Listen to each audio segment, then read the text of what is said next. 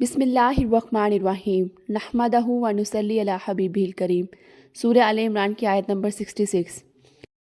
ها أنتم هؤلاء حاججتم فيما لكم به علم فلم تحاجون فيما ليس لكم به علم والله يعلم وأنتم لا تعلمون۔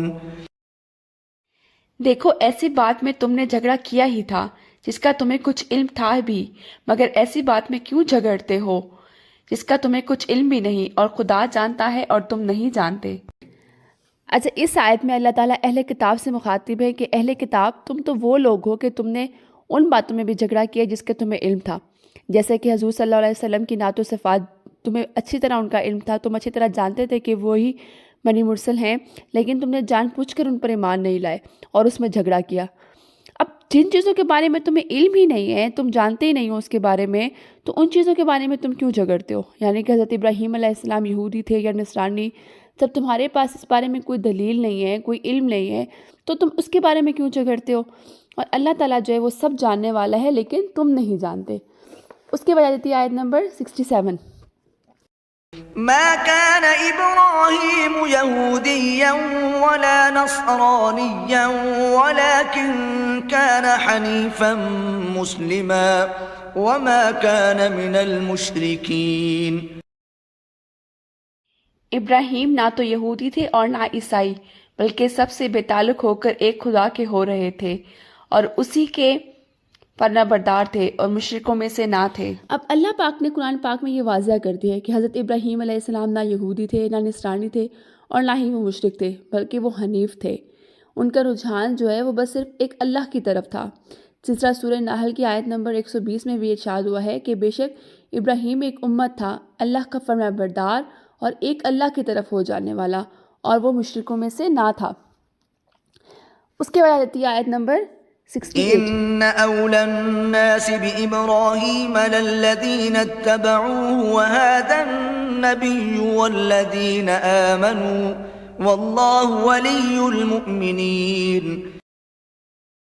ابراہیم سے زیادہ قرب رکھنے والے وہ لوگ ہیں جو ان کی پیروی کرتے رہے، اور یہ پیغمبر آخر الزمان صلی اللہ علیہ وآلہ وسلم اور وہ لوگ جو ایمان لائے ہیں، اور خدا مومنوں کا کارساز ہے۔ اب اس آیت میں اللہ تعالیٰ کہتے ہیں کہ تم اس چیز کے بارے میں جھگڑا کرنا چھوڑ دو کہ حضرت ابراہیم علیہ السلام یہودی تھے کہ یا نصرانی تھے۔ لوگوں میں سے ابراہیم علیہ السلام کے قریب وہ ہے جو ان کی پیروی کرے۔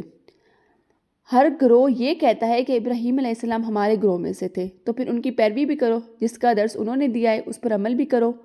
اب ابراہیم علیہ السلام کا دوست وہ ہے جو اس کی پیروی بھی کرے، توحید پر عمل پیرا ہو، ان کے جو انہوں نے کہا ہے اس پر ان کی بات کو بھی مانیں، کیونکہ حضرت ابراہیم علیہ السلام جو تو وہ خلیل اللہ تھے، اللہ کے دوست تھے، اور یہ نبی یعنی حضرت محمد صلی اللہ علیہ وآلہ وسلم آپ کے ساتھ ایمان لانے والے صحابہ کرام ہیں۔ یعنی کہ کون سے لوگ ہیں جو آپ کے قریب ہیں؟ حضرت محمد صلی اللہ علیہ وآلہ وسلم، آپ کے ساتھ ایمان لانے والے صحابہ کرام، اور ایمان لانے والوں کا دوست جو ہے وہ اللہ ہے۔ اب ترمذی میں ایک حدیث بیان ہوئی ہے کہ سیدنا عبداللہ بن مسعود رضی اللہ عنہ بیان کرتے ہیں کہ رسول صلی اللہ علیہ وآلہ وسلم نے فرمایا، ہر نبی کے نبیوں میں سے قریبی دوست ہوتے ہیں، اور ان میں سے میری قریبی دوست میرے باپ اور میرے رب کے قریبی دوست ابراہیم علیہ السلام ہیں۔ پھر آپ نے اس آیت کی تلاوت فرمائی۔ اسی لیے دیکھیں درود شریف میں بھی آپ صلی اللہ علیہ وآلہ وسلم کے علاوہ تمام پیغمبروں میں سے ابراہیم علیہ السلام کا ذکر آتا ہے، ٹھیک ہے۔ اس کے بعد آتی ہے آیت نمبر 69۔ ودت طائفة من أهل الكتاب لو يضلونكم وما يضلون إلا أنفسهم وما يشعرون۔ اے اہل اسلام، بعض اہل کتاب اس بات کی خواہش رکھتے ہیں کہ کسی طرح تم کو گمراہ کر دیں، حالانکہ یہ تم کو کیا گمراہ کریں گے، اپنے آپ کو ہی گمراہ کر رہے ہیں اور نہیں جانتے۔ اب اس آیت میں یہودیوں کے حسد اور بغض کی وضاحت ہے جو وہ اہل ایمان سے رکھتے تھے، اور اسی ضد اور عناد کی وجہ سے مسلمانوں کو گمراہ کرنے کی خواہش رکھتے تھے۔ اب یہاں پہ اہل کتاب سے مراد بنو نذیر، بنو قریظہ اور بنو کنیقہ کے یہود ہیں، جنہوں نے بعض مسلمانوں کو یہودیت کی دعوت دی تھی۔ اب کہا جاتا ہے کہ یہ آیت جو ہے وہ حضرت معاذ بن جبل اور حذیفہ بن یمان اور عمار بن یاسر کے حق میں نازل ہوئی، جن کو یہود جو ہے اپنے دین میں داخل کرنے کی کوشش کرتے تھے اور یہودیت کی دعوت دیتے تھے۔